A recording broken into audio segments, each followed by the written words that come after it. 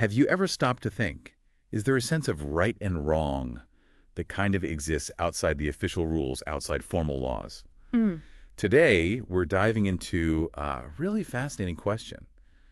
Does Jewish tradition actually recognize an ethical framework that stands on its own, independently of halakha, Jewish law? That's a great question. Mm. It really cuts to the core, doesn't it? How we understand ethics within, well, a religious system. Hmm. And for this deep dive, we're looking at some excerpts from an article by Aharon Lichtenstein. Does Jewish tradition recognize an ethic independent of halakha? Really insightful stuff. Absolutely. And it was you, listener, who brought this material to us, which shows this is something people are really thinking about. It makes you wonder, is being ethical just about following the checklist? Or is there, something deeper? Exactly. So our goal here, just to be clear, isn't really to land on a simple yes or no. Mhm. It's more about unpacking the complexities, like Lichtenstein does, exploring the different threads in Jewish thought on this. Right. We want to get into the nuance. And Lichtenstein, he frames the central issue really clearly. Is there an ethical tradition within Judaism that's actually distinct from the commandments, from the rulings of halakha? Sure. When you consider all the ethical expectations, it does feel like a pretty basic question, doesn't it? It really does. Okay, so maybe let's start with the argument that leans heavily on halakha. Mm-hmm. The idea that Jewish law itself is, well, comprehensive. It covers all the ethical stuff, all the legal duties, like those traditions of civility. Mm. They're already sort of baked into the structure of the law. That's definitely a major perspective. And it's interesting how certain thinkers, particularly in the Musar movement, they really tended to anchor ethics within halakha. Okay. So even if the reason behind some ethical idea felt intuitive, or maybe even seemed like it came before a specific law, the tendency was still to find its ultimate justification, its proper expression, within the halakhic framework. So halakha becomes the final word, the practical expression. Pretty much. The emphasis is on halakha as the authoritative way these ethical ideals are lived out. It's almost like any ethical feeling, even if it seems logical or natural, it needs that halakhic stamp of approval to be fully legitimate within the tradition. Yeah, that's a good way to put it. But doesn't that feel a bit limiting? Could it narrow the scope of what we think about as ethical? That's a really, really important counterpoint, and it gets into some of the real challenges if you do want to argue for a totally separate ethical system. Right. I mean, Lichtenstein points this out.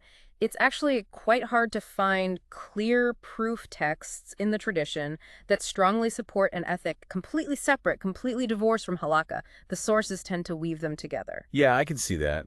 The whole tradition is so deeply bound up with law and commandments. Where would you even draw that line?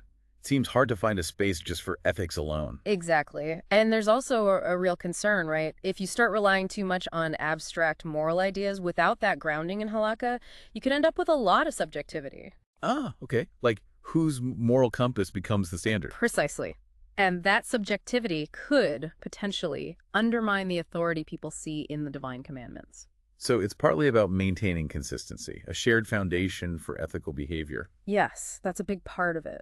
And just the way Jewish thought developed historically. I mean, ethical ideas and legal rules have often been so closely linked they've shaped each other. Trying to pull them apart cleanly can feel, well, a bit artificial. Okay, but hang on. What about this idea of lifnim misharat hadin? Acting beyond the strict letter of the law. Doesn't that point towards something more? An ethical sense that goes beyond just the rules. Absolutely. That's a key concept on the other side of this. While halakha sets the clear legal requirements, Lifnim Misharad Haddon definitely suggests an ethical drive to do more, to act with, let's say, fairness or righteousness, even when the law itself might not strictly compel you to.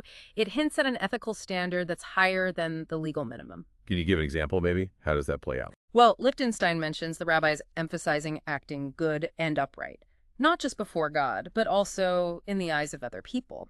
This isn't always tied to fulfilling one specific mitzvah. It's more about a general stance. Think about maybe a business deal.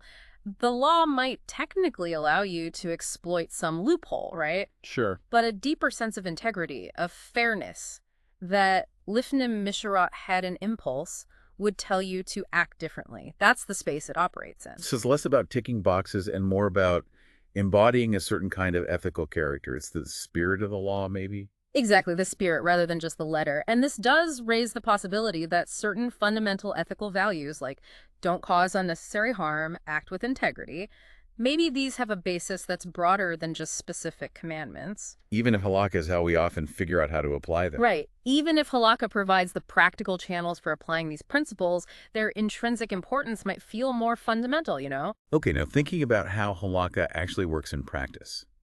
It's not static, is it? Rabbis interpret it, apply it.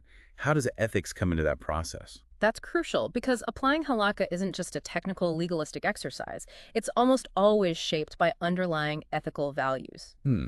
So while halakha is seen as paramount, the way rabbinic authorities understand it, interpret it, decide how it applies to new situations that involves ethical reasoning, ethical judgment. You can even see how different rulings or interpretations throughout history might reflect shifting ethical priorities or understandings of fairness in different times and places. So it's not just about finding the legal precedent. It's also about grasping the ethical point behind the precedent. Yes, exactly. And Lichtenstein brings up Maimonides briefly, which fits perfectly here. Maimonides was very interested in the Tamei HaMitzvot, the reasons, the purposes behind the commandments. Right, the whys. Exactly. By trying to understand why a law exists, he was connecting the legal details back to bigger ethical goals like justice, compassion, creating a good society.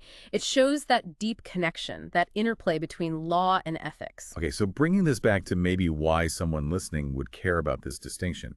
Why does it matter, practically speaking, whether ethics is seen as independent or not within Jewish tradition?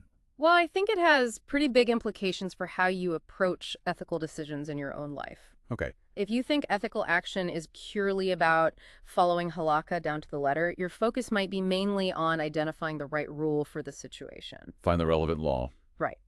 But if you also recognize this broader ethical sensibility within the tradition, maybe encouraged by ideas like Lifnim Mishrat Hadin, then you might ask more questions, not just what's legally required or permitted, but also what's the most upright, the most decent thing to do here, even if the law is silent or ambiguous. That makes sense. And it could also say something about how Jewish law itself evolves, couldn't it?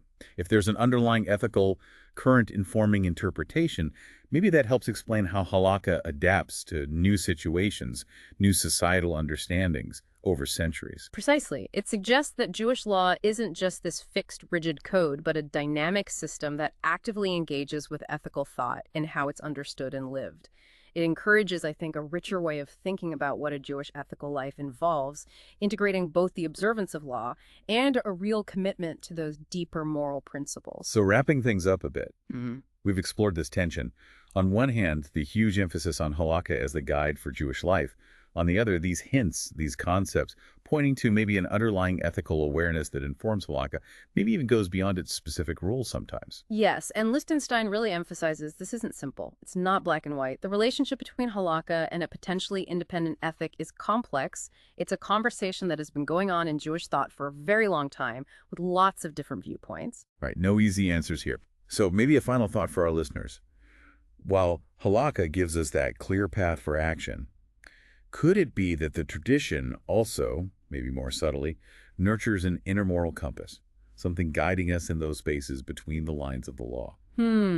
That's a powerful way to put it. And what might that mean for our own sense of personal responsibility for the ethical choices we make every day? Something definitely worth thinking more about, maybe even going back to Lichtenstein's article with these ideas in mind.